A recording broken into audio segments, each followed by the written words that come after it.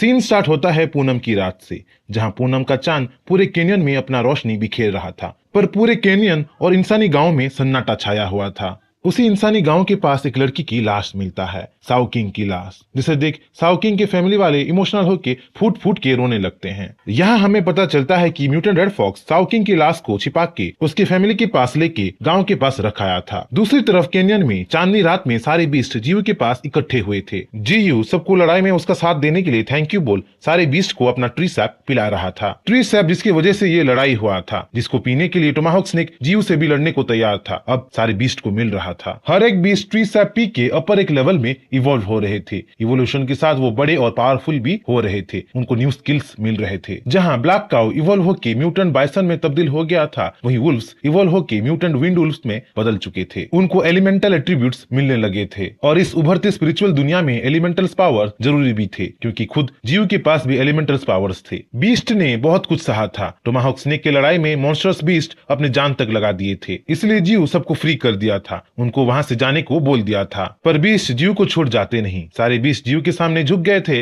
और उसका साथ हमेशा देने का सोच लिए थे। जीयू को अपना मास्टर बना लिए थे, उसको अपना फैमिली बना लिए थे। ये सब देख जीयू इमोशनल हो गया था। जीयू भी सबको अपने छाव में रखना चाहता था, उनको प्रोटेक्ट करना चाहता था, उनको बढ़ते देखना चाहता था। दुनिया बहुत बड़ी थी और उस बड़ी सी दुनिया के बहुत सारी चीजों को वो अभी तक नहीं जानते थे। उसी बड़ी दुनिया के खतरों के बारे में वो नहीं जानते थे, पर स्ट्रॉन्गर बन के एकजुट होके उस बड़ी सी दुनिया के लिए अपने आप को प्रिपेयर वो जरूर कर सकते थे। टोमाहॉक स्नेक से लड़ाई खत्म हो चुका था, पर माहौल को देख के लग रहा था कि बैटल कभी हुआ ही नहीं था। सारे बीस्ट को अपने पास देख जीयू खुश हो रहा था, अपनी फैमिली को वो अपने पास देख खुश हो रहा था। केनियन के एरिया में अब जीयू का राज चल रहा था और अपने सारे बीस्ट को वो कुछ ना कुछ रेस्पॉन्सिबिलिटीज दे दिया था, कुछ ना कुछ काम पे लगा दिया था। जैसे पेरिग्विन फॉल्कन्स आसमान की पेट्रोलिंग करते रहते थे, वैसे ही विंड वुल्फ लैंड की पेट्रोलिंग करते रहते थे। वहीं बाइसन, क्रेन और मंकी बैटलफील्ड से बड़े बड़े पत्थर हटा रहे थे और म्यूटेंट रेड फॉक्स सबकी निगरानी कर रहा था। वो एक गार्डियन बना था। सब बीस्ट को छोड़ वहाँ एक ऐसा बीस्ट भी था जो कुछ काम नहीं कर रहा था, बस सुस्ता रहा था, और इसी आदत की वजह से जीयू से हमेशा वो मार भी खाता रहता था। वो था हनीपॉट बैजर, जो हमेशा जीयू से लड़ता झगड़ता रहता था। हनीपॉट बैजर और जीयू झगड़ा कर ही रहे थे कि जीयू को एक तेजदार रोशनी दिखता है। वो सन तो नहीं था, पर सन की तरह ब्राइट जरूर था। देखते ही देखते वो लाइट जीयू की तरफ बढ़ने लगा था। अपने तरफ लाइट के गोले को इस तरह से फुल स्पीड में आते देख जीयू घबरा जाता है। लाइट को अपने वाइन से, ब्रांचेस से रोकने की कोशिश करता है, पर लाइट पे कोई असर नहीं होता। लाइट फुल स्पीड से आके जीयू के रूट्स में ठहर जाता है और एक टाइनी ह्यूमनॉइड स्पिरिट का रूप ले लेता है। यहाँ पे हमें पता चलता है कि वो स्पिरिट साओकिंग थी, क्योंकि जीयू साओकिंग के बॉडी को अपनी लाइफ एसेंस के साथ फ्यूज किया था, उसे अपना ट्री सैप पिलाया था, तो साओकिंग मरने के बाद एक म्यूटेंट सोल या स्पिरिट में ट्रांसफॉर्म हो चुकी थी। और क्योंकि जीयू का रूट्स सोल नरिशमेंट कर सकता था, तो साओकिंग नरिशमेंट पाने के लिए, नरिशमेंट ऑब्जॉर्व करने के लिए जीयू के रूट्स पे आके ठहरी थी। साओकिंग अब एक ऐसा स्पिरिट बन चुकी थी जिसपे फिजिकल अटैक्स का कोई असर नहीं होता था, और अवेकन होके वो टेलीपैथी पावर भी एक्वायर कर सकती थी। रूट से स्पिरिचुअल पावर ऑब्जॉर्व करके साओकिंग स्पिरिट बन के पहली बार अपनी आंखें खोली थी और अपने सामने जीयू को पाई थी। इसीलिए साओकिंग जीयू को अपने मास्टर के रूप में इम्प्रिंट कर चुकी थी। क्योंकि साओकिंग के स्पिरिट को अपने प्रीवियस लाइफ के बारे में कुछ नहीं पता था, वो सब कुछ भूल चुकी थी, तो जीयू साओकिंग को अपडेट करता है और उसे फिर से ही साओकिंग के नाम से बुलाने लगता है। जीयू प्रॉमिस करता है कि इस बार वो हमेशा उसकी प्रोटेक्ट करेगा, उसे पावरफुल बनाएगा। जहां जीयू और साओकिंग बातचीत कर रहे थे, वहीं हनीपॉट बैजर साओकिंग के स्पिरिट को देख नहीं पा रहा था। हनीपॉट बैजर सोचने लगता है कि जीयू उसी से ही अच्छी अच्छी बातें बोल रहा है, वो शायद जीयू के लिए बहुत इंपॉर्टेंट है। हनीपॉट बैजर जीयू से इतना अहमियत पा के खुश हो जाता है, शर्मा जाता है। वहीं साओकिंग का सर दर्द से फटा जा रहा था, क्योंकि उसे विजन्स आ रहे थे। हमें यहाँ पे पता चलता है कि साओकिंग और साओलिंग ट्विंस थे,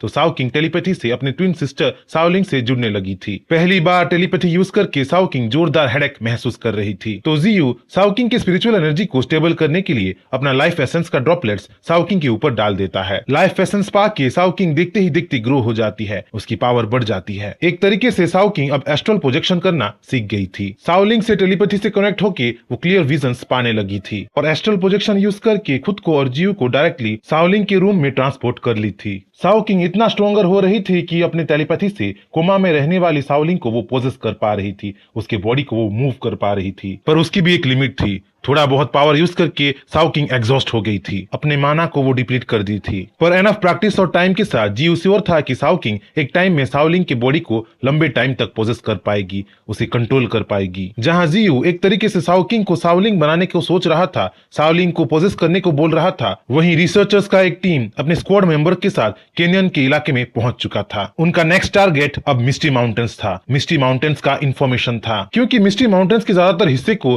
कोहरा हमेशा घेर के रखता था, तो रिसर्चर्स का ग्रुप मिस्टी माउंटेन के एक छोटे से गांव में जाने की सोचते हैं। सैटेलाइट ट्रैकिंग से वो लोग गांव को ढूंढ लेते हैं और बारिश में भीगते भीगते गांव की तरफ बढ़ने लगते हैं। वो अपने साथ लेके जा रहे थे वेपन्स, फायर पावर्स और सुपर ह्यूमंस का एक स्क्वाड स्पिरिचुअल बीस्ट से लड़ने के लिए। सुपर ह्यूमंस जिनका अवेकनिंग कंप्लीट हो चुका था, जो स्पिरिचुअल एनर्जी के साथ अपने आप को अडॉप्ट कर सकते थे और नॉर्मल ह्यूमंस से कई गुना पावरफुल थे। सुपर ह्यूमंस जो अपने पावर्स को मॉन्स्टर्स से ह्यूमैनिटी को बचाने के लिए यूज करते थे। यहाँ हमें दो कैरेक्टर से इंट्रोड्यूस किया जाता है। एक था पूरे फोर्स का कैप्टन जो एक एनिमल डॉक्टर होने के साथ साथ एक रिसर्चर भी था, और दूसरा था यान गोयून जो एक लेजेंडरी फर्स्ट जनरेशन का सुपर ह्यूमन था। गाड़ी से गांव में जाना नामुमकिन था, क्योंकि गांव और उनके गाड़ी के बीच एक पतला सा रास्ता था जिसे 4 व्हीलर्स पार नहीं कर सकता था। मजबूरी में रिसर्चर्स के स्क्वाड को गाड़ी पीछे छोड़ पैदल ही गिने चुने लोगों के साथ गांव की तरफ जाना पड़ा था। गांव के पास वो पहुंचे ही थे कि गांव से उनको लोगों की चीख सुनाई देती है। चीख सुन यान गोयून सब कुछ छोड़ अपनी सुपर ह्यूमन स्पीड के साथ गाँव की तरफ बढ़ता है, विलेजर्स की मदद करने के लिए भागता है। दूसरी तरफ साओ किंग और जियू खेल रहे थे, ट्रेनिंग कर रहे थे, अपने लाइफ को एंजॉय कर रहे थे। देखते ही देखते साओ किंग स्ट्रॉन्गर हो रही थी। अब वो इतना पावरफुल हो गई थी कि टेलीपैथी से चीजों को वो मूव कर पा रही थी, और साओ किंग को जल्द से जल्द स्ट्रॉन्गर बनना भी था, क्योंकि टाइम का कोई भरोसा नहीं था। अगर कोई इंसान उसके एरिया में आ गए, उसको देख लिए, उसकी फैमिली को चोट पहुंचाने की सोचे तो वॉर हो सकता था। पर अभी के लिए जियू वॉर नहीं चाहता था, वो छिप के रहना चाहता था, वो इवॉल्व होना चाहता था। अपने आप को छिपा के रखने के लिए उसका डेंस फॉग और हेलुसिनोजेनिक स्किल उसका बेस्ट हथियार था, क्योंकि फॉग के अंदर विजिबिलिटी ना के बराबर था, और जियू का फॉग इतना पावरफुल हो चुका था कि पूरे सिटी को पैरालाइज कर सकता था। जियू अच्छी तरह से जानता था कि इवॉल्व होते होते उसके बीस्ट फॉग के आदी हो जाएंगे, फॉग में अपने आप को अडॉप्ट कर लेंगे। जियू धीरे धीरे अपना एक किंगडम बना रहा था, फ्लोरा और फ्योना का किंगडम, कुदरत का किंगडम, लैंड ऑफ फॉग का किंगडम। धीरे धीरे पूरा माउंटेन रेंज उन्हीं का होने वाला था।